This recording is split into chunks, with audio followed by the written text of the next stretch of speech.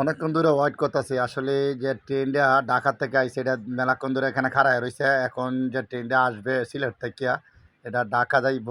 এই ট্রেনটা হয়তো আর কিছুক্ষণ সময় লাগবে তারপরে চলে আসবে। এই যে আমি কাউন্টারে আছি এখানে খাড়া রয়েছে, এটা মাধবপুর কাউন্টার। পুরোটাই অনেক যাত্রী ওয়েট করতেছে ঢাকা যাওয়ার জন্য। অনেক যাত্রী আছে এখানে, এখান থেকে মাধবপুর থেকে ঢাকা যাবে, এখানে সরাসরি ঢাকার যাত্রী। এবং ঢাকার থেকে যে ছেড়ে আইছে সিলেট যাবে ট্রেনটা, এই ট্রেনটা এখানে খাড়ায় রয়েছে। ঠিক আছে, এই ট্রেনে উঠলে যাইতাম গা সিলেট, কিন্তু এটা তো উঠা যাবে না, আমার যাইতে হইব ঢাকা। এই জন্য আমি ঢাকার ট্রেনে উঠবো।